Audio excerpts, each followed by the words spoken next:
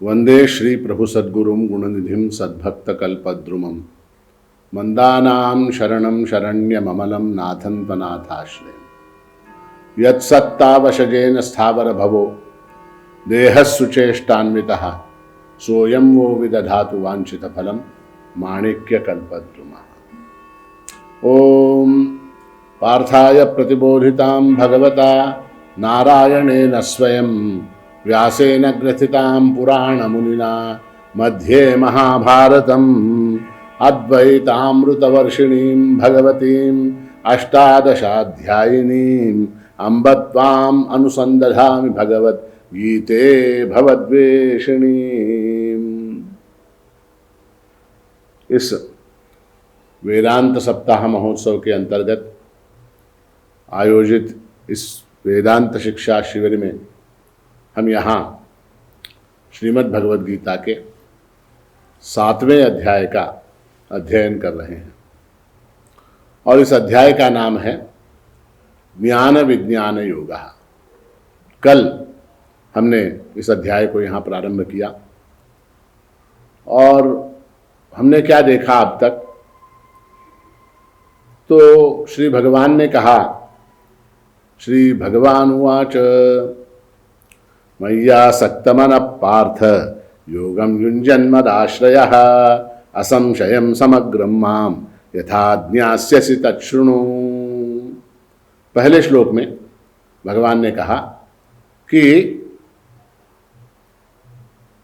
माम समग्रम यथा ज्ञास्यसि तच्छृणु, मेरे संपूर्ण स्वरूप को तुम जिस प्रकार से जानोगे उसे सुनो। और संपूर्ण प्रकार से समग्र रूप से ईश्वर के स्वरूप को जानने के लिए भगवान ने वहाँ 3 शर्तें लगाई। कौन कौन सी?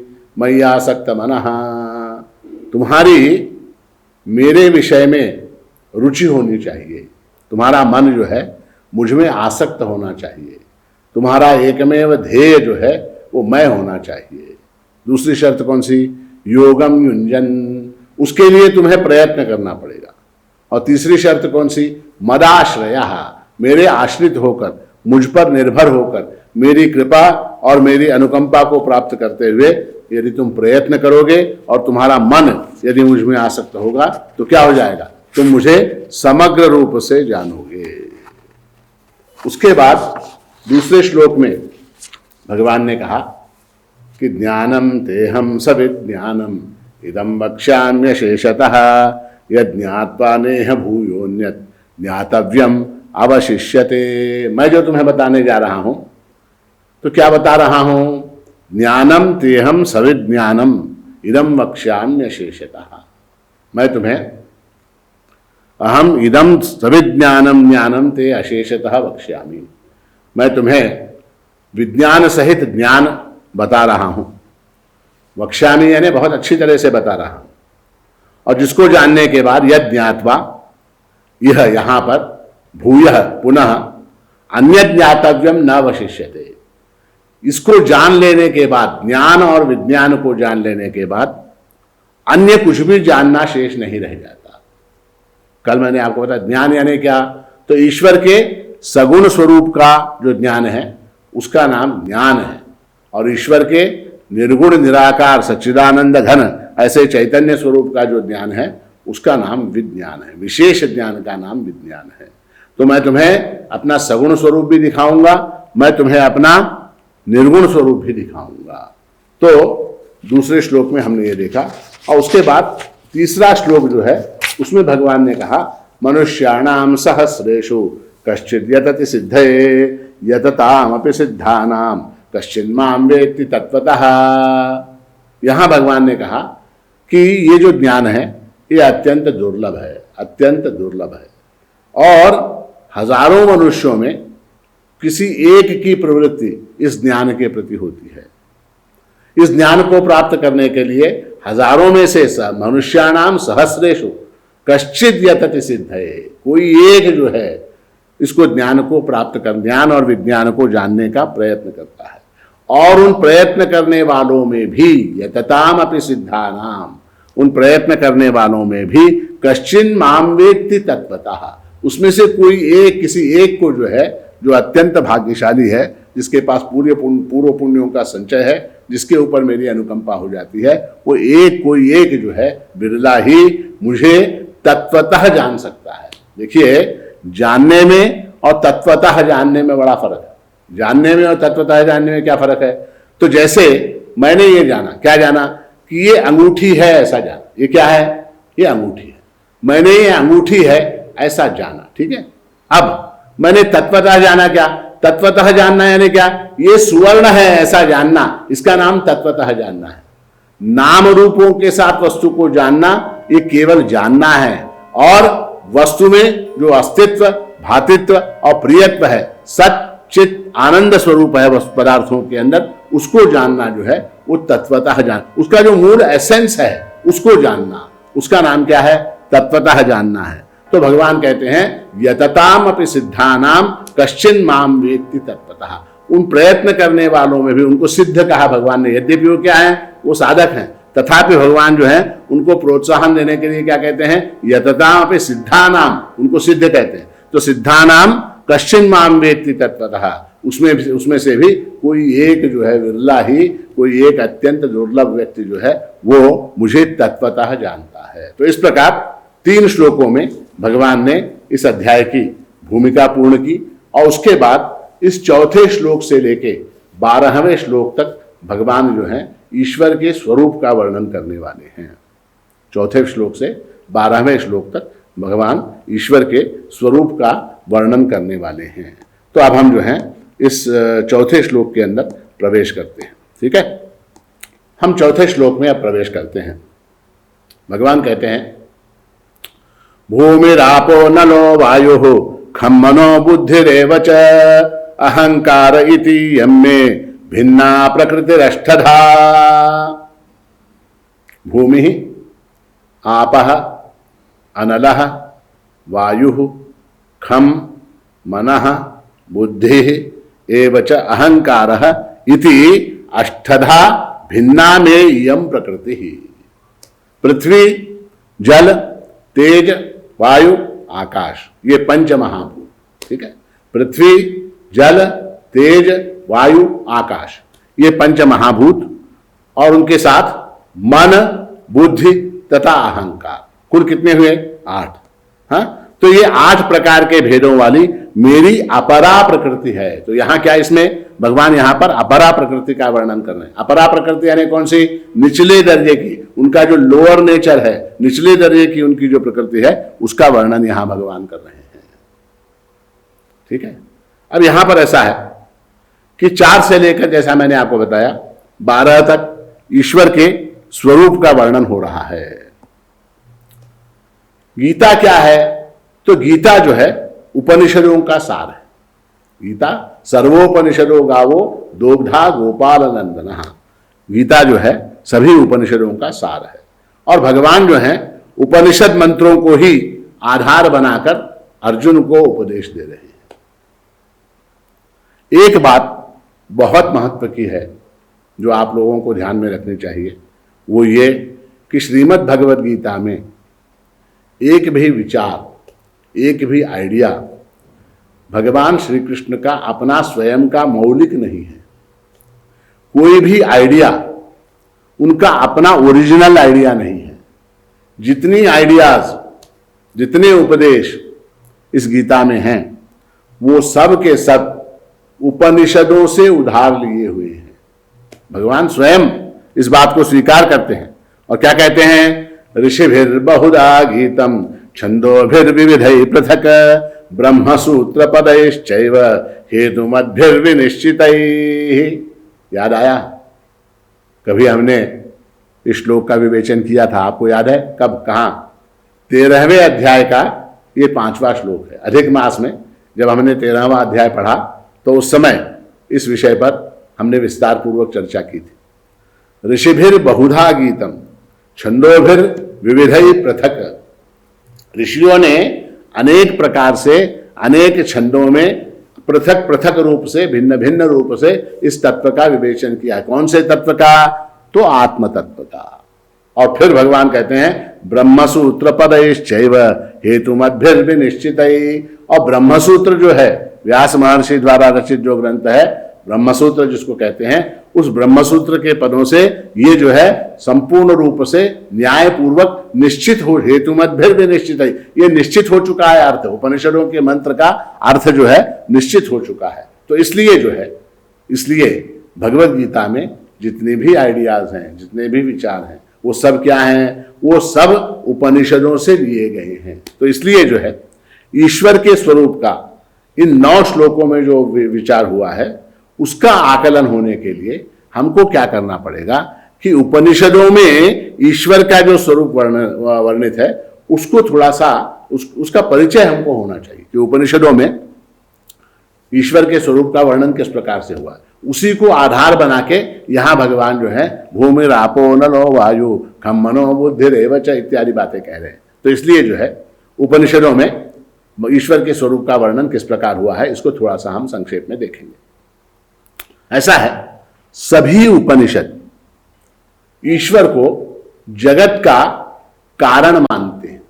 सभी उपनिषद ईश्वर को जगत का कारण मानते। जगत कर्ता रहा, ईश्वर कौन है? तो जगत को बनाने वाला, जगत का निर्माण करने वाला, सृष्टि का रचयिता जो है वो ईश्वर है, ऐसा सभी उपनिषदों में कहा गया है। अब जगत का कारण जब हम कहते हैं तो जब कारण पर हम विचार करते हैं तब प्रत्येक वस्तु के 2 कारण होते हैं। जितनी भी वस्तुएं जगत के अंदर हैं उन सभी वस्तुओं के 2 कारण होते हैं, 2 कारण। एक को कहते हैं उपादान कारण और दूसरे को कहते हैं निमित्त कारण। उपादान कारण यानी क्या? जैसे ये डेस्क है, ये डेस्क, ठीक है। अब इस डेस्क का उपादान कारण क्या? तो उपादान कारण जो है वो मटेरियल जिससे ये डेस्क बना हुआ है, वो मटेरियल, वो पदार्थ जिससे ये डेस्क बना हुआ है। तो इसका उपादान कारण क्या हुआ? तो इसका उपादान कारण हुआ लकड़ी। लकड़ी इसका उपादान कारण है, वुड। अब लकड़ी को हम बाजार से खरीद के लाए और उसको हमने घर में रखा, ठीक है। लकड़ी को बाजार से हम खरीद के लाए, उसको हमने घर में रखा। 8 दिन बाद जहां वो लकड़ी रखी है वहां जाके हम देखेंगे तो क्या उसका डेस्क बन चुका होगा? अपने आप नहीं बनेगा। आप युगों युगों तक उस लकड़ी को वहां रखिए, वो लकड़ी की लकड़ी ही रहेगी। उसको एक निमित्त कारण चाहिए। निमित्त कारण कौन? तो बढ़ई, कारपेंटर जो है वो उसका निमित्त कारण है। वो उस लकड़ी को आकार देता है, वो उस लकड़ी को आकार देकर क्या करता है? उसको डेस्क के रूप में परिवर्तित करता है, ठीक है। तो इस डेस्क का उपादान कारण क्या? तो इस डेस्क का उपादान कारण लकड़ी, ठीक है। और निमित्त कारण क्या? तो निमित्त कारण बढ़ई, कारपेंटर जो है वो इसका निमित्त कारण है। उसी तरह से ये अंगूठी है, ठीक है। इस अंगूठी का उपादान कारण, मटेरियल कॉज क्या है? तो सुवर्ण है, ठीक है। इस अंगूठी का उपादान कारण सुवर्ण है। सुवर्ण को अंगूठी के रूप में परिवर्तित किसने किया? तो स्वर्णकार जो है, सुनार जो है, उसने इस अंगूठी को, इस स्वर्ण को अंगूठी के रूप में परिवर्तित किया। तो इसके लिए एक क्या, अंगूठी के 2 कारण हुए। कौन सा? एक उपादान कारण, एक निमित्त कारण। उपादान कारण क्या? तो सुवर्ण जो है इसका उपादान कारण है और सुवर्णकार, ज्वेलर जो है, सोनार जो है, वो जो है इसका निमित्त कारण है, ठीक है। आप घर में रोटी बनाते, रोटी बनाने के लिए आपने आटा लिया, आटा एक थाली के अंदर आपने रख दिया। रोटी किससे बनती है? आटे से बनती है। रोटी का उपादान कारण क्या? तो रोटी का उपादान कारण जो है वो आटा है, ठीक है। अब आटे को आपने थाली में रखा और इंतजार करने लगे क्या कि आधे घंटे बाद रोटी बनेगी, घंटे बाद रोटी बनेगी, 2 घंटे बाद रोटी बनेगी, 6 घंटे बाद रोटी बनेगी। कभी नहीं बनेगी रोटी जब तक कोई महिला या पुरुष जो है उसका निमित्त कारण आकर उस रोटी को गूंथ के, उसको रोटी का आकार देके, उसको जब तक तवे के ऊपर ना भूने तब तक वो रोटी नहीं बनेगी, तब तक वो रोटी नहीं बन सकती। तो समझ गया? तो स्वर्ण जो है आभूषणों का उपादान कारण है, स्वर्णकार जो है वो उनका निमित्त कारण है, ठीक है। मिट्टी के जितने बर्तन हैं, मिट्टी उनका उपादान कारण है, और कुम्हार क्या है? कुम्हार उनका निमित्त कारण है। लकड़ी की जितनी वस्तुएं हैं जगत में, लकड़ी की दरवाजा है, फर्नीचर है, अलमारी है, हाँ सारी चीजें, लकड़ी का पलंग है, लकड़ी का कुर्सी है, लकड़ी का टेबल है, लकड़ी का डेस्क है, लकड़ी का स्टूल है, ये सारी चीजें लकड़ी की जितनी वस्तुएं हैं, इनका उपादान कारण क्या? तो लकड़ी, वुड इनका उपादान कारण है, और बढ़ई जो है उनका निमित्त कारण है। उसी तरह से वस्त्र है, वस्त्र का उपादान कारण क्या? तो वस्त्र का उपादान कारण कपास, कॉटन जो है वो उसका उपादान कारण है, और जुलाहा जो है, जो उसको कपास को कपड़े के रूप में परिवर्तित करता है, वो उसका निमित्त कारण है। ठीक है, ये घर है, ये घर, इस घर का उपादान कारण क्या? तो मिट्टी जो है, ईंट जो है, वो इसका उपादान कारण है, और जो इसका मेस्त्री था, जो कारीगर था जिसने भवन को बनाया, वो इसका निमित्त कारण है। ठीक है, तो अब जो है ये जगत है, जगत जो है, इस जगत को, जिस जगत का कारण हमने कहा जगत करता रहा ईश्वर है, तो ईश्वर जगत करता है। तो ईश्वर जो है सृष्टि के पूर्व जो है, सृष्टि के पूर्व, सृष्टि के बनने से पहले, सृष्टि के पूर्व ईश्वर जो है वो अकेला था। ईश्वर क्या था? अकेला था। हमको कैसे मालूम ईश्वर अकेला था? तो हमारे पास प्रमाण क्या? तो हमारे पास प्रमाण वेद है। हमारे पास प्रमाण क्या है? तो वेद उसके लिए प्रमाण है। सदैव सौम्य इदमग्रवासीत एकमेवाद्वितीयम। सदैव सौम्य, हे सौम्य, सदैव इदमग्र आसीत। सत तत्व जो है अस्तित्व रूप से ईश्वर अकेला ही इदम अग्रे आसीत, इस सृष्टि से पूर्व जो है केवल वही था। और वो कैसा है? तो एकमेव अद्वितीयम, एकमेव और अद्वितीय, ऐसा ईश्वर अकेला था। अब समस्या आ गई, अकेला ईश्वर, अब उसको जगत का कारण अगर हम माने तो उसको हम निमित्त कारण माने या उपादान कारण माने?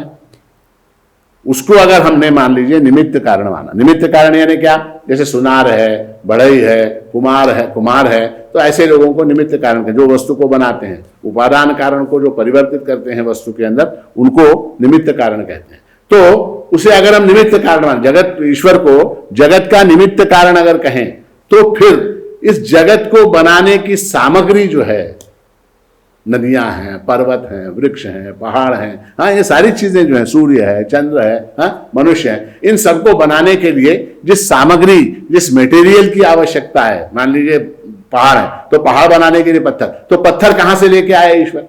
पत्थर कहां से लेके आया? नदियां, समुद्र बनाने के लिए जल, वो जल कहां से लाया? वो अकेला था ना, जल कहां से लाया? तो अगर वो निमित्त कारण है, तो फिर उपादान कारण कहां से आया? वो मटेरियल कहां से आया? अच्छा, उसको अगर हम कहें, उसको कहें कि वो उपादान कारण है, ईश्वर क्या है? उपादान कारण है, वही जगत रूप से परिवर्तित हो गया, ऐसा कहें, तो फिर उसका निमित्त कारण कहां है? किसने उसको परिवर्तित किया?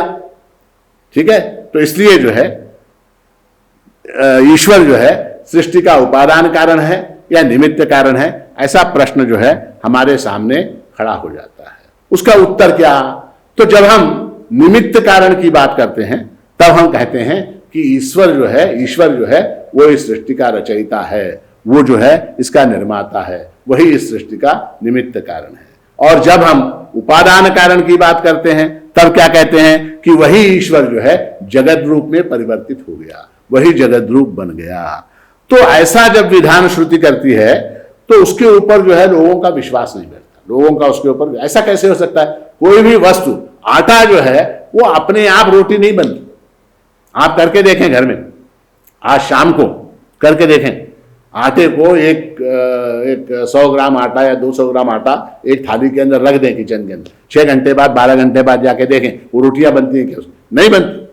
उसके लिए निमित्त कारण होना चाहिए। अच्छा, निमित्त कारण आप हैं, आप 6 घंटे तक हाथ में बेलन लेके खड़े हो जाइए, रोटी बनेगी क्या? नहीं, जब तक आटा नहीं होगा तब तक रोटी नहीं बनेगी। तो इसलिए जो है निमित्त कारण, उपादान कारण दोनों भी भिन्न भिन्न होने ही चाहिए, तभी वस्तु का निर्माण होता है, ऐसा हमारा अनुभव है। मगर श्रुति कहती है कि ईश्वर जो है वो इस जगत का निमित्त कारण भी है, वो इस जगत का उपादान कारण भी है। तो ये बात हमारी सहसा समझ में नहीं आती, और श्रुति को इस बात का ज्ञान है, श्रुति इस बात को जानती है कि सहसा लोग इसके ऊपर विश्वास नहीं करेंगे। इसलिए श्रुति स्वयं कहती है, श्रुति ने एक उदाहरण देकर समझाया। क्या उदाहरण दिया? तो बहुत प्रसिद्ध ऐसा उदाहरण है, यथोर्णनाभिसृजते गृह्णते च यथा पृथिव्याम ओषधयः संभवन्ति यथा सतः पुरुषात् केशलोमानि तथा क्षरात् संभवन्ति है विश्वम। बड़ा सुंदर उदाहरण दिया, 3 उदाहरण श्रुति ने दिए। कहा कि यथोर्णनाभि सृजते गृह्णते च।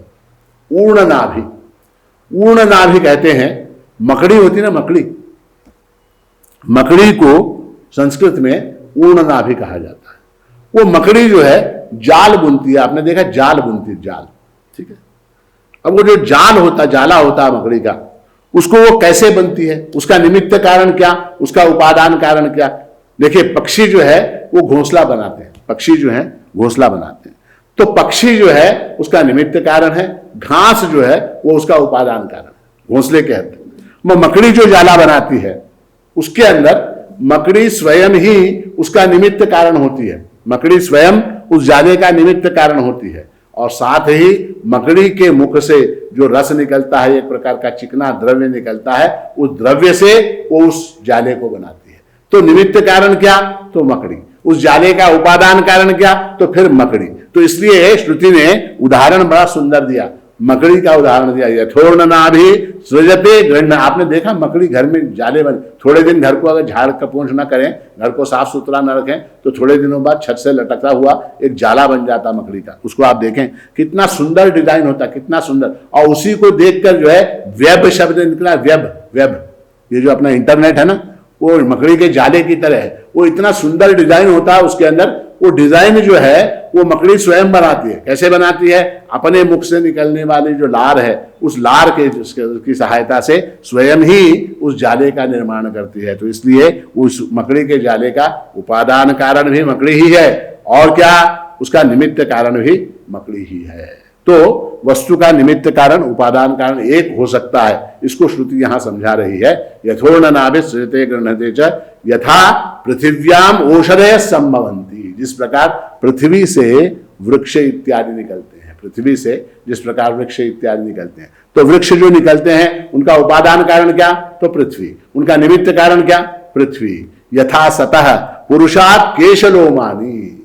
मनुष्य के शरीर से जिस प्रकार केश और लोम निकलते हैं, उसका उपादान कारण क्या, तो उसका उपादान कारण जो है मनुष्य स्वयं, और निमित्त कारण क्या, मनुष्य स्वयं। तो इसलिए जो है यथोर्णनाभि सृजते गृह्णते च यथा पृथिव्याम औषधयः संभवन्ति यथा सतः पुरुषात् केशलोमानि तथा क्षरात् संभवन्ति है विश्वम। इन 3 उदाहरणों से श्रुति ने यह सिद्ध किया कि कुछ वस्तुओं का निमित्त कारण उपादान कारण एक हो सकता है। इसलिए श्रुति ने यह सिद्ध किया कि इस जगत का अभिन्न निमित्त उपादान कारण जो है वो ईश्वर है। ये शब्द ध्यान रखिए, वेदांत में ये बड़ा महत्वपूर्ण शब्द है। अभिन्न निमित्त उपादान कारण जो है वो ईश्वर है। उस ईश्वर का स्वरूप क्या है, उस ईश्वर का नेचर क्या है, वो ईश्वर कैसा है, तो उपनिषदों में फिर आगे आता है कि उपनिषदों में श्रुति कहती है कि 2 तत्वों के मिश्रण से ईश्वर बनता है। ईश्वर कैसे बनता है, 2 तत्वों के मिश्रण से बनता है। कौन से 2 तत्व, तो एक अपरा प्रकृति और दूसरी परा प्रकृति। अपरा प्रकृति और परा प्रकृति, इनके मिश्रण से ईश्वर बनता है। ईश्वर क्या है, तो अपरा प्रकृति और परा प्रकृति का मिश्रण है। इसी को सिंबलाइज करने के लिए, यही इसी को प्रतीकात्मकता प्रदान करने के लिए हमारे यहाँ अर्धनारीश्वर की कल्पना है। आपने देखा होगा अनेक मूर्तियां होती हैं अर्धनारीश्वर। तो अर्धनारीश्वर यानी क्या, परा प्रकृति और अपरा प्रकृति का मिश्रण, ठीक है। परा प्लस अपरा इज इक्वल टू ईश्वर। तो ईश्वर का स्वरूप कैसा है, परा प्रकृति और अपरा प्रकृति, इन दोनों के मिश्रण को ईश्वर कहते हैं, ठीक है। अब इस परा प्रकृति में अपरा प्रकृति में क्या क्या समानताएं हैं और क्या क्या भिन्नताएं हैं, इनके अंदर कॉमन क्या क्या है और इनके अंदर डिफरेंसेस क्या है, इसको भी समझना आवश्यक है। तो समानता यह है कि परा प्रकृति अनादि है और अपरा प्रकृति भी अनादि है। परा प्रकृति नित्य है, हमेशा रहने वाली है, और अपरा प्रकृति भी नित्य है, हमेशा रहने वाली है। इन दोनों प्रकृतियों का नाश संभव नहीं है। ये कब प्रारंभ हुई? अपरा प्रकृति, परा प्रकृति, ये दोनों प्रकृतियां कब प्रारंभ हुई नहीं बताया जा सकता। क्यों नहीं बताया जा सकता? अनादित्वात्, वो अनादि होने के कारण वो उनका प्रारंभ नहीं बताया जा सकता, और नित्य होने के कारण जो है उनका नाश संभव नहीं है। नाश क्यों संभव नहीं है? उनका नाश क्यों संभव नहीं है? तो पहले परा प्रकृति को लेते हैं। परा प्रकृति ऐसा है, परा प्रकृति यानी क्या? चेतन तत्व, जड़ और चेतन। परा और परा मतलब क्या? जड़ और चेतन। तो चेतन जो है, consciousness can not be created nor can it be destroyed. हम जो है चैतन्य का निर्माण नहीं कर सकते, हम जो है चैतन्य का निर्माण नहीं कर सकते। आपने देखा होगा दुकानों के अंदर मूर्तियां होती हैं, हूबहू मनुष्य की आकृति, हूबहू महिला की आकृति, बिल्कुल बिल्कुल। कहते हैं लंदन में जो है वो एक मोम की मूर्तियों का कोई एक म्यूजियम है, मैंने नहीं देखा तो सुना है उसके बारे में कि मोम की मूर्तियों का म्यूजियम है, संग्रहालय है। वहाँ अनेक प्रसिद्ध व्यक्तियों की मूर्तियां हैं, मोम की बनी हुई, वैक्स की बनी हुई। तो वहां जाके अगर आप खड़े हो जाएं तो आपको ऐसे लगेगा कि साक्षात वो व्यक्ति जो है वहां पर खड़ा हुआ है, किंतु उस व्यक्ति के अंदर चैतन्य का निर्माण नहीं किया जा सकता। उसके शरीर को आप बना सकते हैं, उसके बाल, उसकी वेशभूषा, उसकी आंखें, उसके हाथ, उसके पैर, उसका पर्स, उसके जूते, सारी चीजें जो है आप बना सकते हैं, किंतु उसके अंदर आप चैतन्य का निर्माण नहीं कर सकते। Consciousness can not be created nor can it be destroyed. चैतन्य को बना भी नहीं सकते, उसका नाश भी नहीं कर सकते। उसी तरह से matter also can not be created nor can it be destroyed. पदार्थ को, मैटर को आप क्रिएट नहीं कर सकते, नहीं आप उसका नाश कर सकते हैं। जैसे देखिए कि हम रोज भोजन करते हैं, ठीक है, भोजन करते हैं, तो भोजन में क्या खाते हैं? चावल खाते हैं, दाल खाते हैं, रोटी खाते हैं। तो उदाहरण लीजिए, चावल का उदाहरण लीजिए।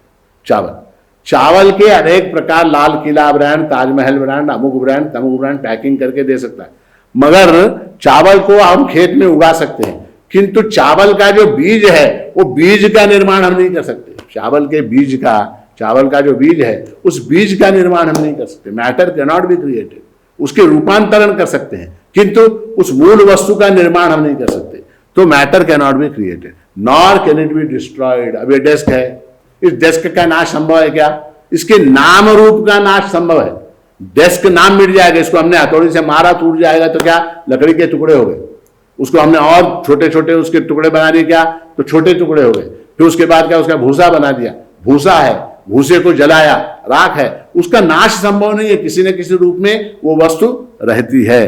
तो matter can not be created nor can it be destroyed. इसी को विज्ञान में, साइंस में इसको लॉ ऑफ कंजर्वेशन कहते हैं, लॉ ऑफ कंजर्वेशन। तो समानता क्या?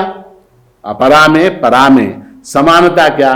तो समानता यह है कि दोनों अनादि हैं, और दूसरी बात क्या? दोनों नित्य हैं, उनका नाश संभव नहीं। ये दो समानताएं। अब असमानताएं कितनी हैं? असमानताएं अनेक हैं, उनमें से हम दो चार को देखेंगे। परा प्रकृति जो है वो चेतन है। परा प्रकृति क्या है? चेतन है। और अपरा प्रकृति क्या है? अपरा प्रकृति जड़ है। जड़ और चेतन का फर्क आप समझिए। जड़ यानी क्या? जड़ यानी जो स्वयं को नहीं जानता और अन्यों को भी नहीं जानता, उसको जड़ कहते हैं। ये डेस्क है, हाँ, ये डेस्क जानता है क्या वो डेस्क है? इस डेस्क को मैंने मारा, वो जानता है क्या किसी ने उसको मारा? नहीं जानता, डेस्क नहीं जानता। किंतु मैं हूं, मैं चेतन हूं। मुझको अगर किसी ने मारा तो मैं क्या करता हूं? मैं रिएक्ट करता हूं। क्यों रिएक्ट करता हूं? क्यों मारा? तो मैं चेतन हूं, और ये क्या है? अचेतन है, ये जड़ है। तो उसी तरह से परा प्रकृति जो है वो चेतन है और अपरा प्रकृति जड़ है। ठीक है। दूसरी बात क्या? दूसरी बात, परा प्रकृति निर्गुण है, उसका कोई गुण नहीं है, उसका कोई रंग नहीं है, उसका कोई रूप नहीं है, उसका कोई आकार नहीं, बिल्कुल निर्गुण है। अपरा प्रकृति कैसी है? अपरा प्रकृति सगुण है, अपरा प्रकृति सगुण है। ठीक है। परा प्रकृति जो है वो निर्विकार है, उसके अंदर कोई बदल नहीं होता, उसके अंदर कोई परिवर्तन संभव नहीं, वो जैसी है वैसी है। परा प्रकृति जो है, चेतन तत्व, चेतन आत्मा जो है वो जैसा है वैसा ही है, उसके अंदर कोई विकार संभव नहीं है, उसके अंदर कोई मॉडिफिकेशन, उसके अंदर कोई परिवर्तन संभव नहीं है। वेराज अपरा प्रकृति जो है वो सतत परिवर्तनशील है, सतत बदल रही है, सतत बदल रही है। जैसे हमारा शरीर है, हमारा शरीर क्या है? अपरा प्रकृति है। वो क्या? वो सतत बदल रहा है, प्रतिक्षण बदल रहा है। आपको, आप ये प्रवचन सुनने के लिए जब बैठे ना, तब से लेके अब तक कितना, करीब 20 मिनट 25 मिनट हो गए। इन 25 मिनट में 0.001% जो है आपके बाल सफेद हो गए, आपकी उम्र जो है घट गई, आपका शरीर क्षीण हो गया, तो थोड़े 20 मिनट से आपकी आयु घट गई। तो ये सब परिवर्तन आपके शरीर के अंदर हुए। प्रकृति में भी होता रहता है, सब तरफ, सूरज, चांद, आकाश, पृथ्वी, जल, वायु, अग्नि, सबके अंदर जो है परिवर्तन घटित होता रहता है। तो परा जो है वो निर्विकार है और अपरा जो है वो विकारशील है, विकारवान है, उसके अंदर परिवर्तन। अंतिम जो है भेद ऐसा है, परा प्रकृति सत्य है, परा प्रकृति सत्य है, अपरा प्रकृति जो है वो मिथ्या है। सत्य और मिथ्या का भेद भी आपको जानना चाहिए। सत्य यानी का जिसका स्वतंत्र अस्तित्व है, जो अपने अस्तित्व के लिए किसी अन्य पर निर्भर नहीं है, जो डिपेंडेंट एग्जिस्टेंस नहीं है, उसको सत्य कहते हैं वेदांत में। और जिसका डिपेंडेंट एग्जिस्टेंस है उसको अपरा, उसको जो है क्या कहते हैं? उसको जड़ कहते हैं, उसको मिथ्या कहते हैं, उसको अपरा कहते हैं। जैसे ये डेस्क है, ठीक है, मैं हूं, इस बात को जानने के लिए मुझे किसी प्रमाण की आवश्यकता नहीं। मैं हूं, इस बात को जानने के लिए मुझे किसी प्रमाण की आवश्यकता नहीं। मैं हूं, बस खत्म। कैसे? मैंने स्वयं को जाना, मैं हूं। किंतु ये डेस्क है, ऐसा कहने के लिए एक चेतन व्यक्ति की आवश्यकता। डेस्क स्वयं नहीं बोल सकता मैं हूं। डेस्क है, इस बात को सिद्ध करने के लिए, डेस्क के अस्तित्व को प्रमाणित करने के लिए एक चेतन व्यक्ति की आवश्यकता है। एक कोई व्यक्ति यहां आए, वो इस हॉल में आए, हॉल में आके देखे कि हाँ यहां एक डेस्क रखा हुआ है। तो इस डेस्क के अस्तित्व को प्रमाणित करने के लिए एक चेतन की आवश्यकता होती है। ये डेस्क जो है अपने अस्तित्व के लिए चेतन पर निर्भर करता है, इसलिए जो है इसका अस्तित्व जो है वो डिपेंडेंट है, वो निर्भर करता है, वो दूसरे के, अन्य के ऊपर आश्रित है। तो इसलिए जो है इसका अस्तित्व, स्वतंत्र अस्तित्व न होने के कारण इसको हम क्या कहते हैं? मिथ्या कहते हैं। मिथ्या यानी है नहीं, ऐसा नहीं। ये बहुत से लोग भ्रामक ऐसा प्रचार करते हैं कि मिथ्या, मिथ्या यानी वस्तु नहीं है, ऐसा नहीं है। मिथ्या शब्द का अर्थ ऐसा है जो अपने अस्तित्व के लिए दूसरे पर निर्भर करे, उसका नाम मिथ्या है। ठीक है?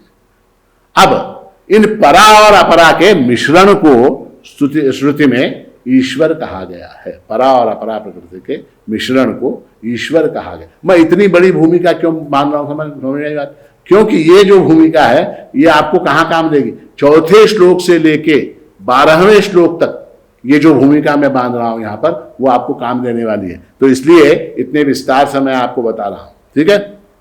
तो श्रुति में सृष्टि प्रकरण जो है वो बहुत विस्तार से आया है।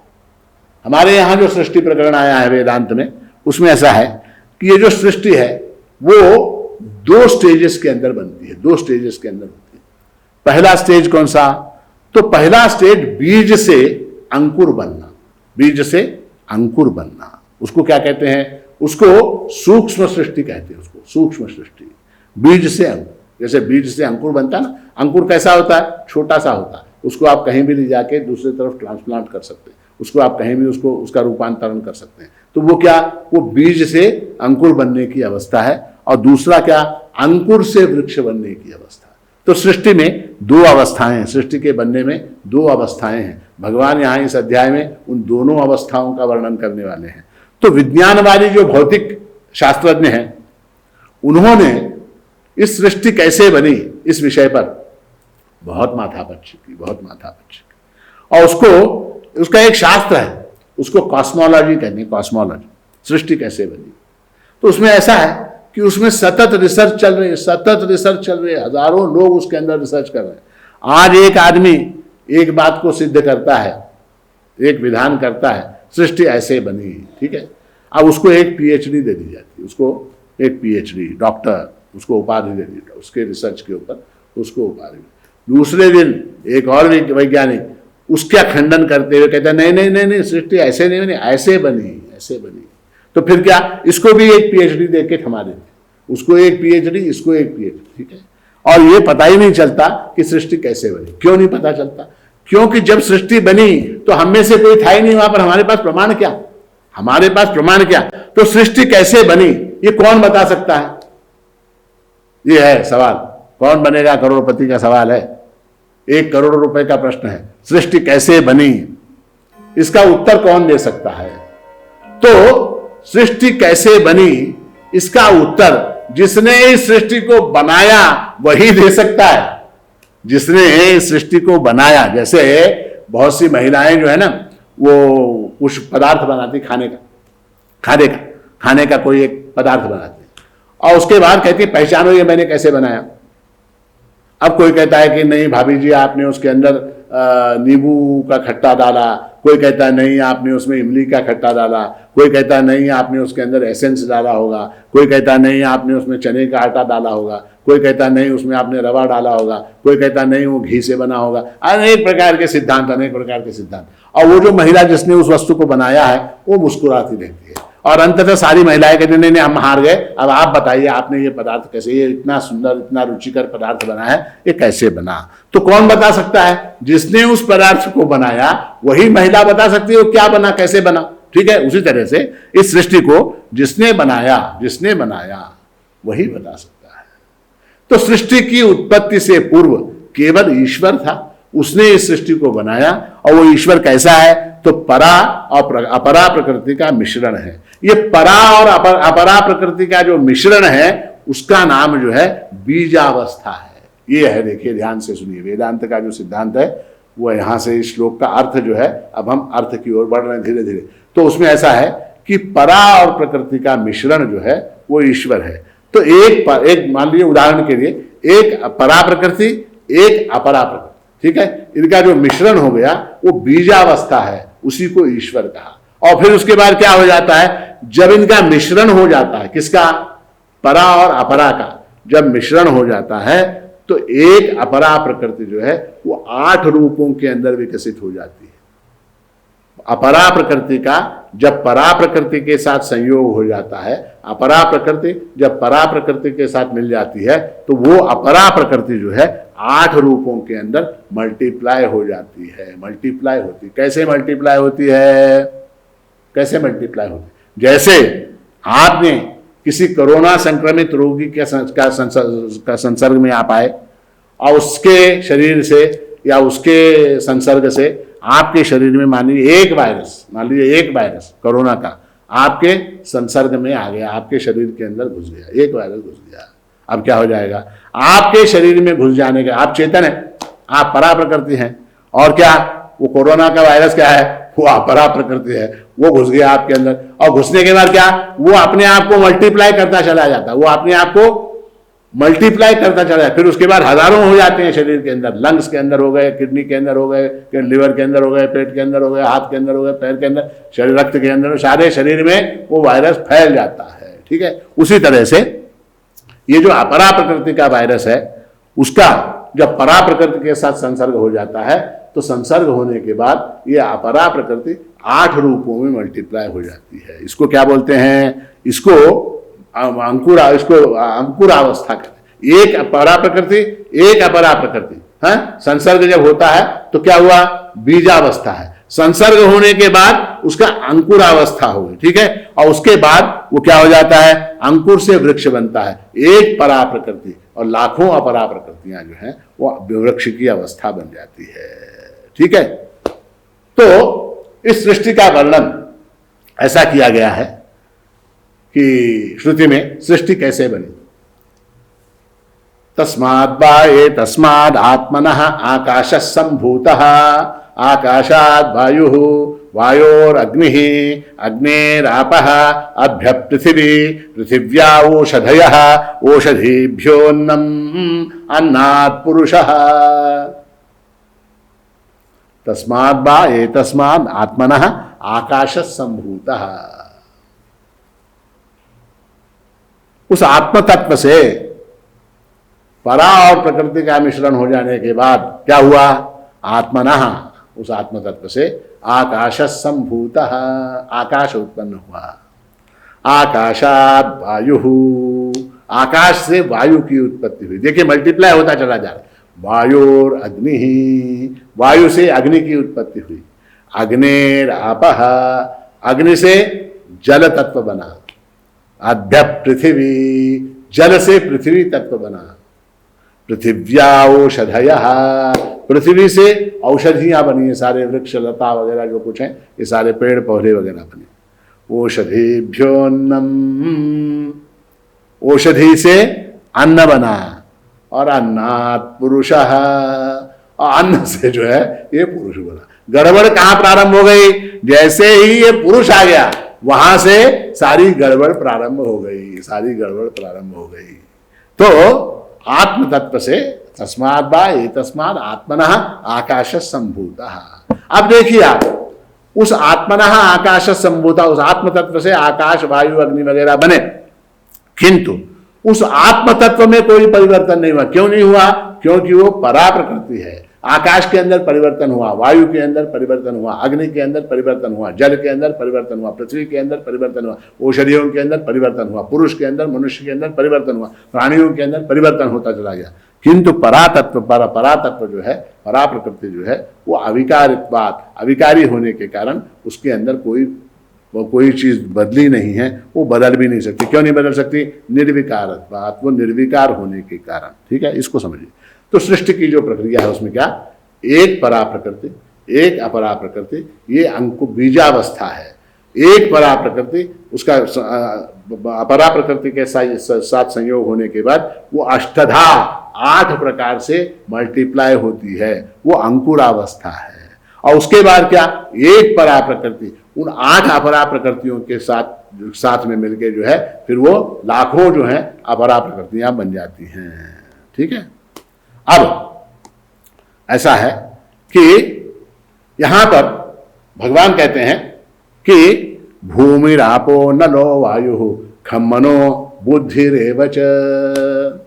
देखो, भूमि, आप, अनल, वायु, अग्नि। भूमि यानी पृथ्वी, आप यानी जल, अनल यानी अग्नि, है, और क्या, वायु, और खम यानी आकाश।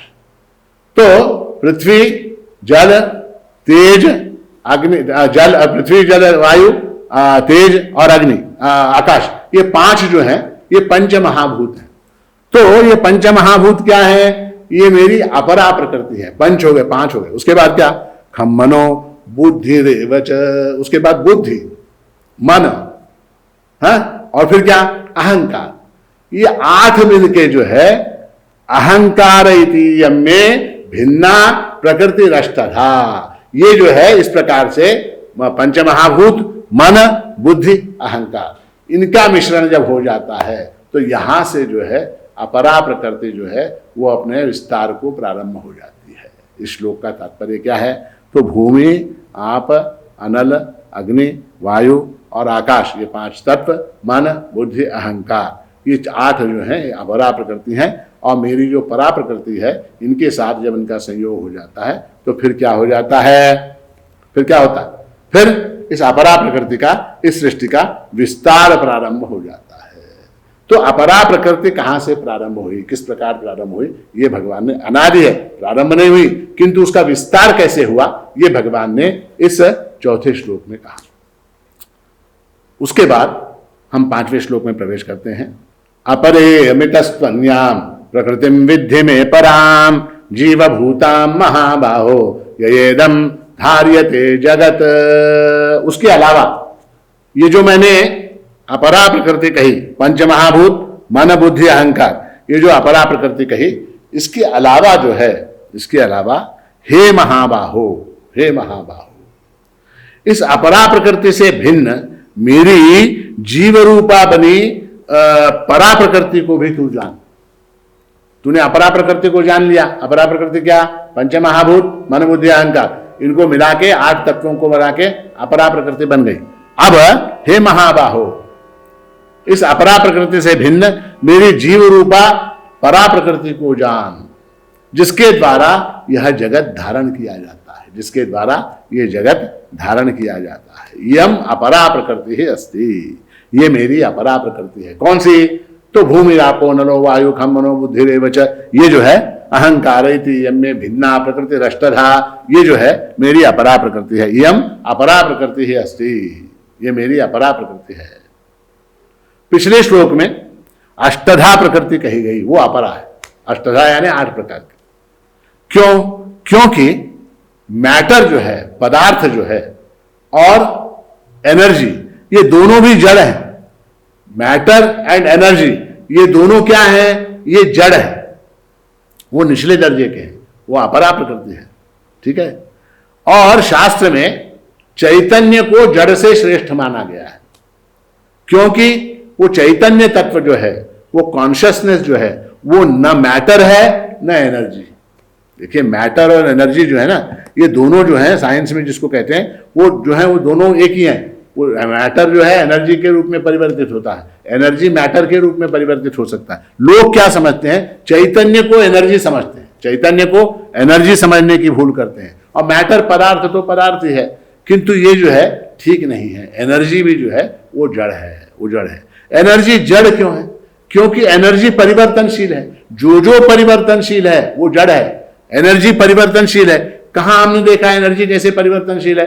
जो साइंस के विद्यार्थी हैं उनको पता होगा। तो मैकेनिकल एनर्जी होती है, इलेक्ट्रिकल एनर्जी होती है, मैग्नेटिक एनर्जी होती है। ये सब क्या है? ये सब एनर्जियां जो हैं आपस में परिवर्तनशील हैं। जैसे पंखा है, ये पंखा चल रहा है यहाँ, इस पंखे में electrical energy is being converted into mechanical energy. Electrical energy क्या कर रही है? मैकेनिकल एनर्जी में स्वयं को परिवर्तित करके पंखे के जो ये है, मतलब उसके जो जिसको क्या कहते हैं उसको, उनको घुमा रही है, वो पंखे को घुमा रही है। तो इलेक्ट्रिकल एनर्जी क्या हो रही है? यहां पर मैकेनिकल एनर्जी में परिवर्तित हो रही है। तो एनर्जी भी परिवर्तनशील है, इसलिए वो जड़ है। मैटर तो जड़ है ही है। तो मैटर एनर्जी दोनों भी जड़ हैं, वो दोनों अपरा प्रकृति हैं। इनकी अतिरिक्त जो है, इनके अतिरिक्त में पराम प्रकृति विद्धि, इस जड़ जो सृष्टि है इसके अलावा मेरी एक परा प्रकृति है, उसको विद्धि। विद्धि यानी क्या? जानो, उसको तुम जानो। ये जो परा प्रकृति है, जो चैतन्य है, वो उसकी कोई फिजिकल प्रॉपर्टी नहीं है। फिजिकल प्रॉपर्टी यानी क्या? उसका रंग रूप वगैरह जो है, आकार, उसका साइज वगैरह, उसकी कोई फिजिकल प्रॉपर्टी नहीं, ना ही उसकी कोई केमिकल प्रॉपर्टी है। वो किन तत्वों से बना है ऐसा भी नहीं बता सकते। तो न वो फिजिकल प्रॉपर्टी है, न वो उसकी ना केमिकल प्रॉपर्टी है। क्यों? क्योंकि वो निर्गुण है। यहां पर जो है वो भगवान कहते हैं सृष्टि के अंदर वो परा प्रकृति भी निहित है। परा प्रकृति भी उसके अंदर निहित है। जो कुछ बदल रहा है, जो कुछ बदल रहा है, जो कुछ एक्सपैंड हो रहा है, जो कुछ विस्तार को प्राप्त हो रहा है, वो सब क्या है? वो सब अपरा प्रकृति है। और उनका जो साक्षी है, उनका जो साक्षी है वो परा प्रकृति है, वो परा प्रकृति है। शरीर, मन, बुद्धि, ये सब क्या है? ये सब बदल रहा है। हमारा शरीर बदल रहा है। हमारा देखिए शरीर कैसा था, बचपन में कैसा था, जवानी में कैसा था, अब कैसा हो गया। तो शरीर बदलता चला जाए, रोज बदल रहा है शरीर, क्षण क्षण परिवर्तित हो रहा है। उसी तरह से मन कभी प्रसन्न होता है, कभी दुखी होता है, कभी जो है वो खिन्न हो जाता है, कभी शांत हो जाता है। तो मन भी बदल रहा है, बुद्धि भी बदलती है। कभी कभी बात समझ में आती है, कभी कभी वही बात समझ में नहीं आती। तो बुद्धि भी परिवर्तनशील हो रही, परिवर्तनशील है। तो इसलिए जो है मन, बुद्धि, शरीर वगैरह ये सारे जो हैं वो सब बदलने वाले हैं। न बदलने वाला जो है, न बदलने वाला, जैसे चक्की होती है ना, वो कबीरदास जी की कहानी है प्रसिद्ध। कबीर जो है एक बार काशी की सड़कों पे घूम रहे थे भिक्षा के लिए। तो एक जगह उन्होंने देखा कि बड़ी बड़ी चक्कियाँ होती थी उस जमाने में। आजकल की तरह फ्लोर मिल नहीं होते थे, चक्कियाँ होती थी। लोग हाथ से घुमाते थे चक्की के पत्थर को। तो कबीर ने देखा, उन्होंने कहा कि चलती चक्की देख कर दिया कबीरा रोए, चलती चक्की देख कर दिया कबीरा रोए, दो पाटन के बीच में साबित अचानक हुए। दो पत्थरों के बीच में जो धान्य का कण आता है वो साबित नहीं बचता, वो पिस जाता है।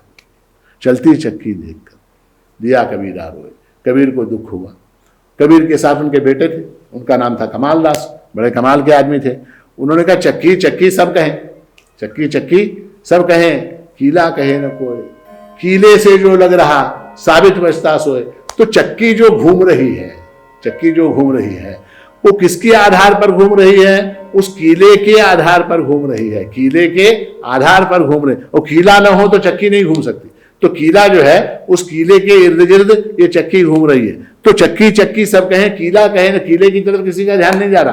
कीले से जो लग रहा, जो धान्य के कण, अन्य के कण जो है, जो कीले से चिपके हुए हैं, वो कीले से जो लग रहा साबित बचता सोए, वो जो है इसमें दो पत्थरों के बीच में आकर पिसा नहीं जाता, वो साबित बच जाता है। तो उसी तरह से दृष्टा जो है वो नहीं बदल रहा, आत्म तत्व जो है वो नहीं बदल रहा, परा प्रकृति जो है वो नहीं बदल रही। बदल क्या रहा है? अपरा प्रकृति बदल रही है, अपरा प्रकृति बदल रही। सारी सृष्टि जो है, जैसा मैंने कहा, परा अपरा का मिश्रण है, परा और अपरा का मिश्रण है। तो हे महाबाहो जीवभूताम में परा प्रकृति विद्धि। अब इस अपरा प्रकृति के अंदर जिस चैतन्य को तुम देख रहे हो, जो जीवभूतम, जीव बन गया। देखिए अब अपने शरीर की बात करते हैं। शरीर के अंदर क्या है? अष्टधा अपरा प्रकृति है।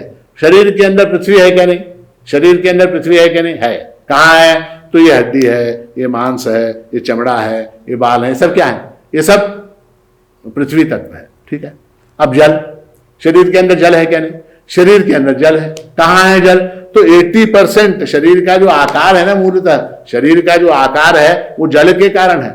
80% तो शरीर के अंदर जल है, शरीर के अंदर पानी है। तो पृथ्वी, शरीर के अंदर पृथ्वी है, शरीर के अंदर जल है। ठीक है।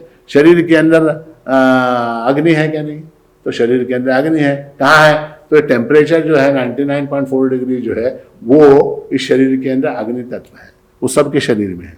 उसके बाद क्या? शरीर के अंदर वायु, शरीर के अंदर वायु है क्या नहीं? तो शरीर के अंदर वायु भी है, शरीर के अंदर वायु भी है। कहाँ है?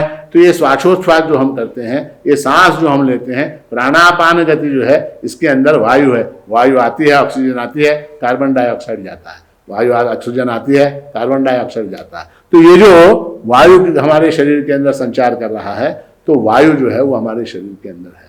तो पृथ्वी है, जल है, अग्नि है, वायु है, और पांचवा क्या? आकाश। आकाश है क्या नहीं शरीर के अंदर? तो शरीर के अंदर आकाश भी है।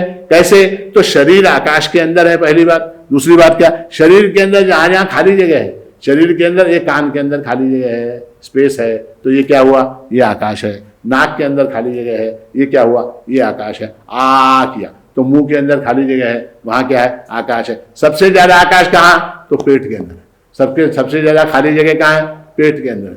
तो आकाश भी शरीर के अंदर है। मन, मन है क्या नहीं? मन है। बुद्धि, बुद्धि है क्या नहीं? है। उसके बाद क्या? अहंकार, मैं हूं, ये देह मैं हूं, ऐसा कहता हूं क्या नहीं? वो अहंकार है। तो पृथ्वी आदि पंच, भूमि आदि पंच महाभूत और मन बुद्धि अहंकार, 8 अष्टधा प्रकृति है क्या नहीं? मगर ये काफी नहीं है इस शरीर को चलाने के लिए। इस शरीर को चलाने के लिए ये अपरा प्रकृति पर्याप्त नहीं है। इसके अंदर क्या? जीव भूता महाबाहो, इसके अंदर मैं चैतन्य रूप से जीव बनकर बस गया हूं। जीव भूताम, जीव बनकर। हे महाबाहो जीव भूताम, जीव बनी हुई मेरी जो परा प्रकृति है उसको तू जान, उसको तू जान। इस शरीर के अंदर जीव बनी हुई मेरी परा प्रकृति है, वो कैसी है? वो धार्यते इदम जगत, इस जगत को धारण करती है। ये चैतन्य अगर ना होता, इस शरीर के अंदर अगर चैतन्य ना होता, तो ये जगत है ऐसा कौन जानता? यया, जिसके कारण, इदम जगत धार्यते, जिसके द्वारा यह जगत धारण किया जाता। उसकी महिमा कैसी है परा प्रकृति की? कि यया, जिसके कारण, इदम जगत धार्यते, जगत जो है धारण किया जाता है। ठीक है। तो शरीर के स्तर पर भी अपरा प्रकृति है, परा प्रकृति है। और जो बाकी की सारी सृष्टि है, जैसे वृक्ष है, वृक्ष के अंदर क्या? वृक्ष के अंदर पंच महाभूतों का मिश्रण है, सूक्ष्म रूप से मन बुद्धि अहंकार भी है, किंतु फिर भी वहां भी एक जीव है, उसके अंदर भी एक जीव है, जिसके कारण वो बढ़ता है, जिसके कारण वो पुष्पित होता है, जिसके कारण वो पल्लवित होता है, जिसके कारण वो अंकुरित होता है, जिसके कारण वो फलित होता है, जिसके कारण वो बढ़ता है, वो वृक्ष। वो जो तत्व है ना, वो जो तत्व परा प्रकृति का तत्व है उसके अंदर, उसी तरह से जड़ वस्तुओं के अंदर भी परा प्रकृति का तत्व है। जैसे ये चश्मा है, ये कागज है, ये क्या डेस्क है, ये दीवार है, ये घड़ी है, ये मनुष्य है, ये कैमरा है के रूप में क्या वहां अस्तित्व है। अस्तित्व क्या है? सच्चिदानंद घन परमात्मा का लक्षण है। तो जड़ वस्तुओं के अंदर भी उनका जो है पना है वो क्या है? वो परा प्रकृति का लक्षण है। और इसी को श्रुति ने जो है विराट पुरुष की कल्पना की, सारी सृष्टि को एक पुरुष के रूप में देखा और क्या कहा, सहस्र शीर्षा पुरुषः सहस्राक्ष सहस्रपाद स भूमिम विश्वतो वृत्वा अत्यतिष्ठत दशांगुलम, कहा सृष्टि ने। तो विराट पुरुष की कल्पना की, सहस्र शीर्षा पुरुषः, ये पुरुष कैसा है, हजारों सिर वाला है, सहस्राक्ष हजारों आंखों वाला है, सहस्रपाद हजारों पैरों वाला है, सभूमिम विश्वतो वृत्वा, सारी सृष्टि को व्याप कर भी वो 10 अंगुल जो है बचा हुआ है, 10 अंगुल शेष है। अर्थ क्या, तो सृष्टि को व्याप कर भी परमात्मा समाप्त नहीं हुआ, वो 10 अंगुल शेष बचा हुआ है। तो ऐसा ये विराट पुरुष है, ये सृष्टि क्या है, विराट पुरुष है, और उसके अंदर क्या है, परा और अपरा प्रकृति का मिश्रण है। भगवान कहते हैं कि उस परा प्रकृति को जानो, परा प्रकृति को जानो, अपरा को जाना, अब क्या, परा को जानो। ठीक है, ये क्या हुई, ये अंकुरावस्था हुई, अंकुरावस्था हुई। अब उसके बाद जो है हम 6ठे श्लोक में प्रवेश करते हैं। एतद् योनीनि भूतानि सर्वाणीत्युपधारय अहम कृष्णस्य जगतः प्रभवः प्रलयस्तथा। सर्वाणि भूतानि एतद् योनीनि इति उपधारय। अपरा और परा, इन दोनों प्रकृतियों के संयोग से ही संपूर्ण प्राणी उत्पन्न होते हैं, ऐसा तुम समझो। इति उपधारय, इसको तुम समझो। अहम कृष्णस्य जगतः प्रभवः तथा प्रलयः अस्मि, मैं संपूर्ण जगत का प्रभव हूं और प्रलय हूं। प्रभव यानी क्या, उत्पत्ति का स्थान, प्रलय यानी क्या, लय का स्थान। तो संपूर्ण जगत को उत्पन्न करने वाला और उसका लय करने वाला मैं हूं। ठीक है, अब जो चौथा श्लोक था, हाँ, उसमें भूमिरापो नलो वायु खम्मनो बुद्धिरेव च अहंकार इति यम्मे भिन्ना प्रकृतिरष्टधा, उसमें सूक्ष्म सृष्टि की अंकुरावस्था की बात की गई थी। अब जो है, अब वो अंकुर जो है महावृक्ष में परिणत हो रहा है। अब वो वृक्ष क्या हो रहा है, अंकुर क्या हो रहा है, वो महावृक्ष के अंदर परिणत हो रहा है। जैसा मैंने आपको बताया, क्या एक परा एक अपरा, ये बीजावस्था है। एक परा 8 अपरा, वो क्या हो गया, वो अंकुरावस्था हो गई। एक परा, अब क्या, एक परा अनेक अपरा, एक परा अनेक अपरा, ये क्या, ये जो है महावृक्ष की कल्पना है, वृक्ष बन गया, अंकुर जो है वृक्ष बन गया। भूत और भूतों से बने भौतिक पदार्थों की उत्पत्ति के बारे में भगवान, पहले क्या, पहले भूतों की उत्पत्ति कही, अब क्या, भूतों से जो भौतिक पदार्थ बनते हैं उनके बारे में भगवान यहां बता रहे हैं। और कहते हैं शरीर में एक परा और अनेक अपरा है। भूमि आदि सब क्या है, सब अपरा है। महाराष्ट्र ने भी कहा क्या, शरीर है पंचभूताचे बनले, शरीर है पंचभूताचे बनले, काल स्वभावे कर्मे रचिले। तो उस पद में महाराष्ट्र ने भी यही बात कही कि शरीर जो है वो पंच महाभूतों का बना हुआ है।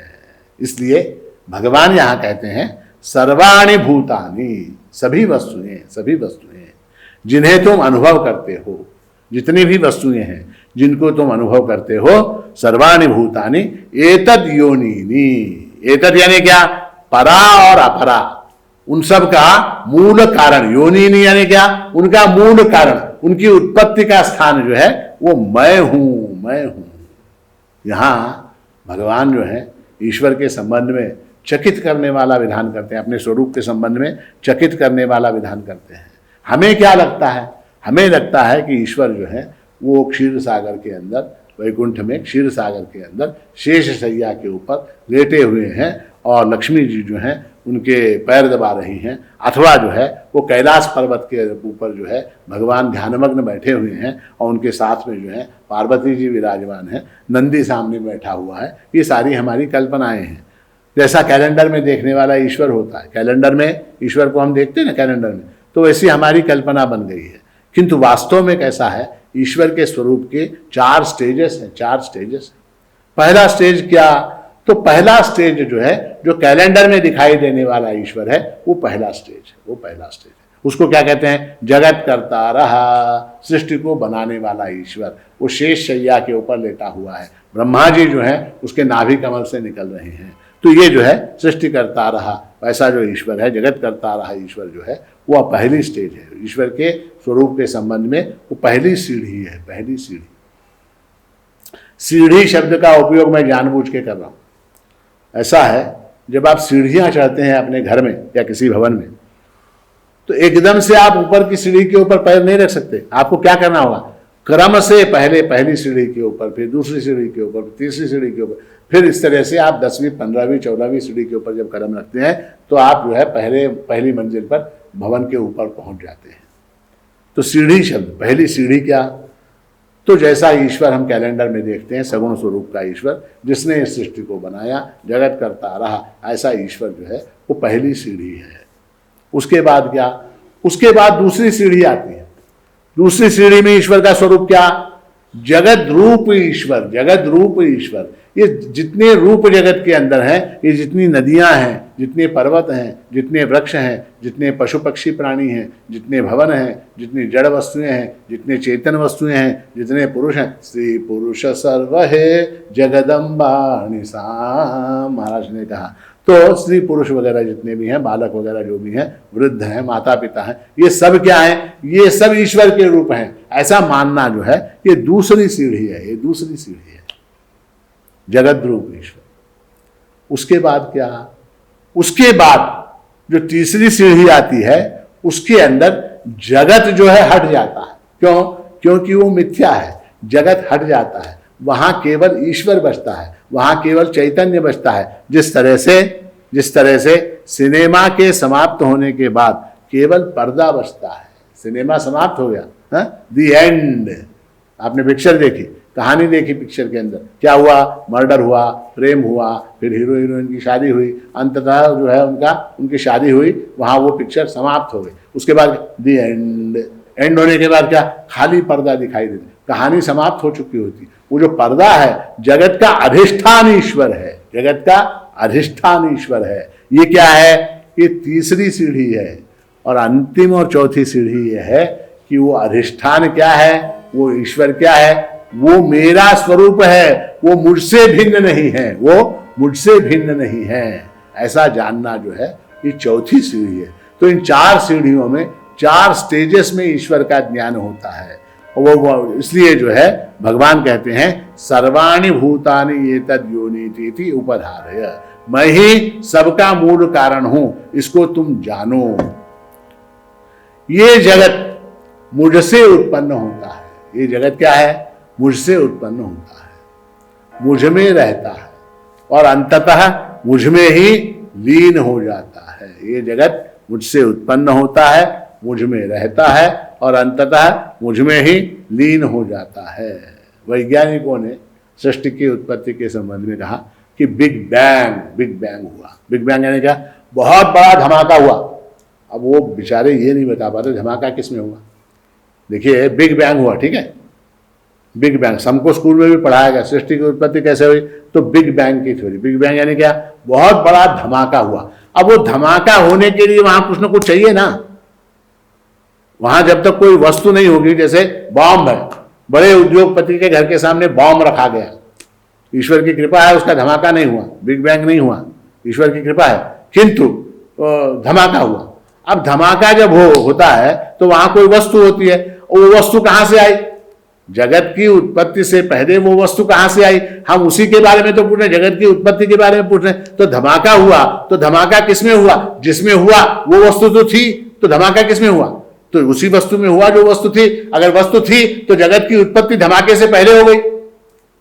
अगर जगत की उत्पत्ति धमाके के कारण हुई तो धमाका जिस वस्तु में हुआ वो वस्तु धमाके से पहले थी, तो धमाके से जगत की उत्पत्ति हुई, ये कहना कहां तक तर्कसंगत है।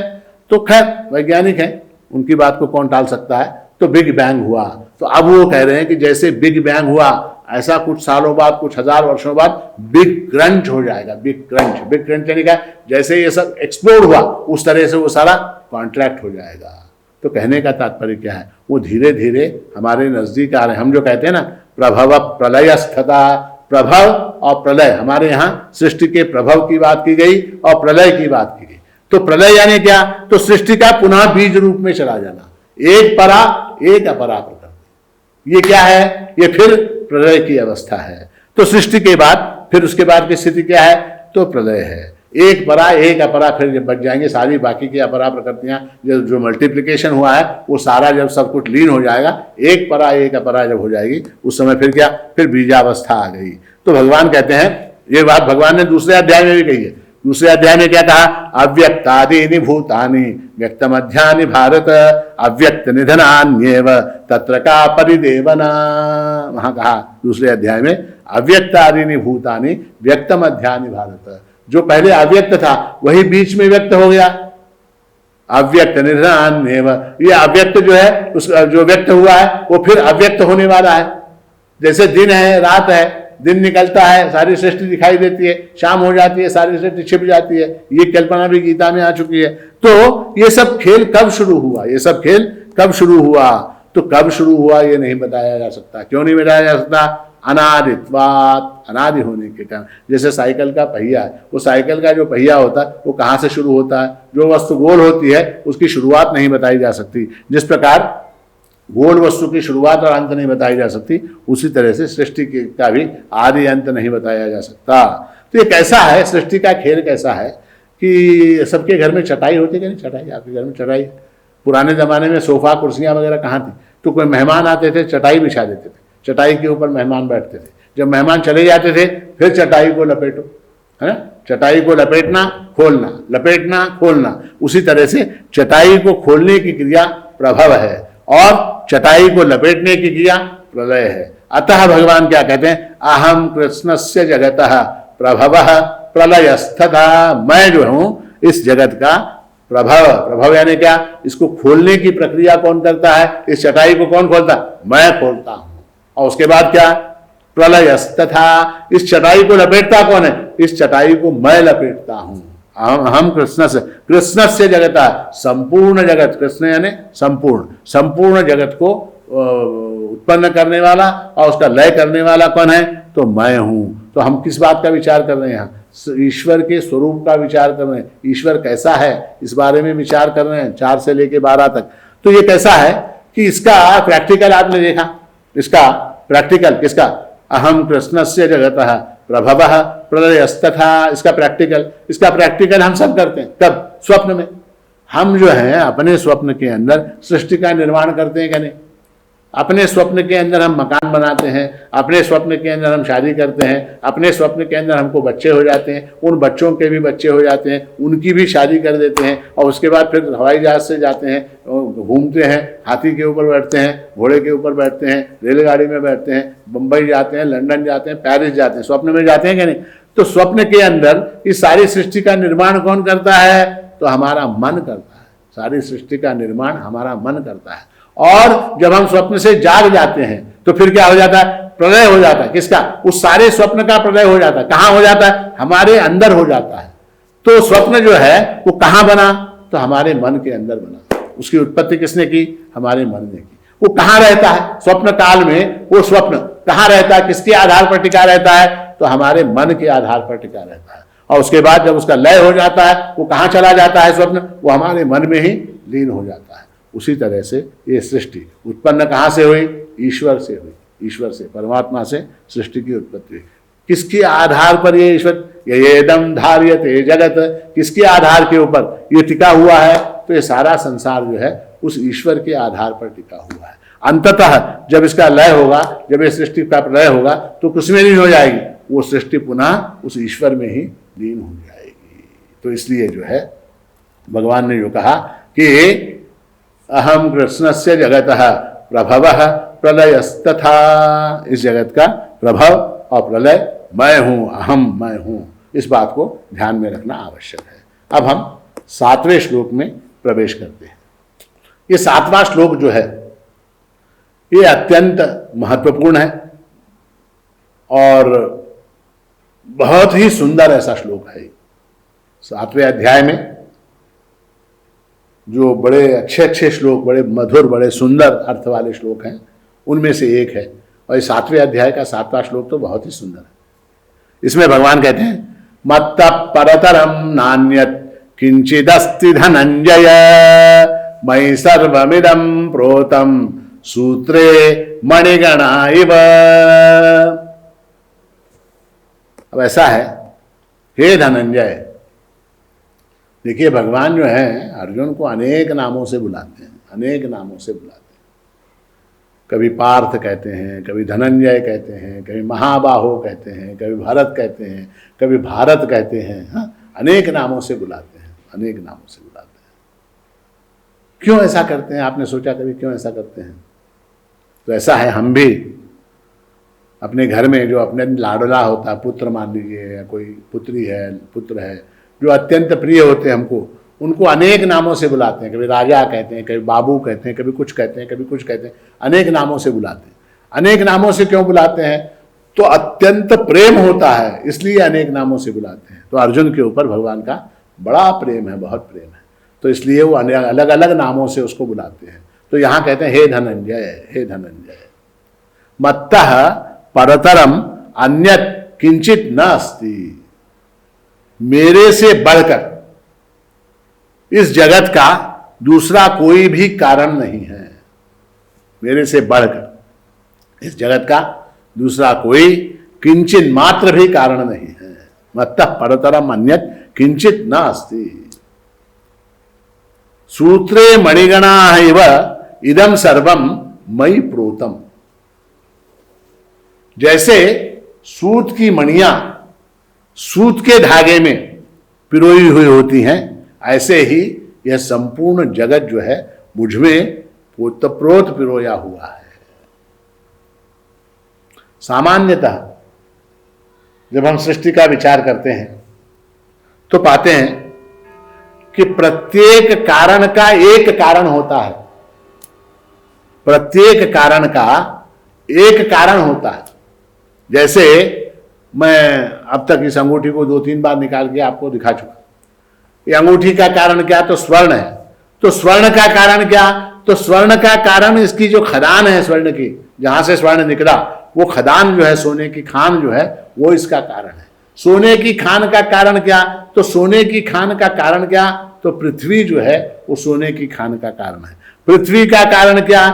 तो पृथ्वी का कारण जल। हम फिर श्रुति में चले गए। पृथ्वी का कारण जल, जल का कारण क्या? जल का कारण अग्नि, अग्नि का कारण क्या? अग्नि का कारण वायु, वायु का कारण क्या? तो वायु का कारण आकाश, आकाश का कारण क्या? आकाश का कारण आत्मा। ठीक है, परमात्मा। तो प्रत्येक कारण का एक कारण होता, प्रत्येक कारण का एक कारण। जैसे हमारा शरीर है, हमारे इस शरीर का कारण क्या? तो हमारे शरीर का कारण हमारे माता पिता, माता पिता कारण हो गए। ठीक है, अब माता पिता के कारण क्या? उनके माता पिता, उनके माता पिता के कारण उनके माता पिता, उनके माता पिता के कारण उनके माता पिता, उनके माता पिता के कारण उनके माता पिता। तो ये न रुकने वाली परंपरा है, न रुकने वाली परंपरा है। तो सवाल यह है कि परमात्मा जगत का कारण है, उस परमात्मा का कारण क्या? परमात्मा का कारण क्या? तो ऐसा है, भगवान कहते हैं कि मैं कारण रहित कारण हूं, कारण रहित कारण हूं, मेरा कोई कारण नहीं। वो भगवान शिव के विवाह की कथा आती है। तो विवाह में एक विधि होती है। विधि क्या होती है? तो उसको वांग निश्चय कहते हैं। वहां कन्या के गोत्र का उच्चार किया जाता है और वर के गोत्र का उच्चार किया जाता है और उनके विवाह का वहां वागदान दिया जाता है। उसको एक संस्कार होता है, उसको वांग निश्चय कहते हैं। तो उसमें जब पार्वती और शंकर जी का विवाह हो रहा था तो पार्वती के गोत्र का वगैरह, उनके माता पिता, उनके दादा परदादा वगैरह का नाम का गोत्र का उच्चारण हुआ। उसके बाद वर गोत्रोच्चारः, वर के गोत्र का उच्चार करने की बारी आई। अब इनका गोत्र कौन बताए? इनके माता पिता का नाम कौन बताए? न माता है, न पिता है, न गोत्र है, न जाति है, न वर्ण है, न आश्रम है, कुछ नहीं है, कुछ नहीं है। तो बड़ा सुंदर पुराण में, शिव पुराण में इस प्रसंग का वर्णन है कि भगवान शिव का जो है कोई गोत्र नहीं, कोई जाति नहीं, कोई माता पिता नहीं, कोई वर्ण नहीं, कोई आश्रम नहीं, कुछ नहीं, माता पिता ही नहीं। इसीलिए कहते हैं ना, पार्वती जो है वो जगत की सबसे भाग्यशाली महिला है। पार्वती जो है ना वो जगत की सबसे भाग्यशाली महिला। क्यों? क्योंकि उसकी सास नहीं है। पार्वती की सास नहीं है। क्यों नहीं है? तो भगवान शिव जो है उनका कारण कोई है नहीं, उनका कोई कारण नहीं, स्वयं कारण है। तो हे धनंजय, मत्तः परतरम अन्यत किंचित न अस्ति, मैं कारण रहित कारण हूं, मुझसे बढ़कर, मुझसे हटकर, मेरे अलावा, मत्तः परतरम, मुझसे हटकर, मुझसे, मेरे अलावा, मेरे अतिरिक्त, अन्यत किंचित न अस्ति, अन्य कुछ है ही नहीं मुझसे बढ़कर, तो इसलिए मैं कारण रहित कारण हूं। देखिए वो कैसा है कि भगवान जो बता रहे हैं ना, बिल्कुल शास्त्र शुद्ध बात बता रहे हैं। क्यों? क्योंकि हमने देखा परा प्रकृति क्या है, वो अनादि है, उसका कोई कारण नहीं है। अपरा प्रकृति क्या है, वो अनादि है, उसका कोई कारण नहीं है। ईश्वर क्या है, परा प्रकृति के मिश्रण है। तो मिश्रण जो है, दो अनादि वस्तुओं का मिश्रण कैसा होगा, वो स्वयं अनादि होगा। ईश्वर सादि कैसे हो सकता है? तो दूसरी पंक्ति में भगवान कहते हैं, पहले क्या कहा कि मत्त परतरम नान्यत किंचिदस्ति धनंजय। दूसरी पंक्ति में भगवान कहते हैं, वेदांत शास्त्र का अत्यंत महत्वपूर्ण सिद्धांत यहां बता रहे हैं। दूसरी पंक्ति में उदाहरण देते हैं और कहते हैं, सूत्रे मणिगणा इव इदम सर्वम मयि प्रोतम।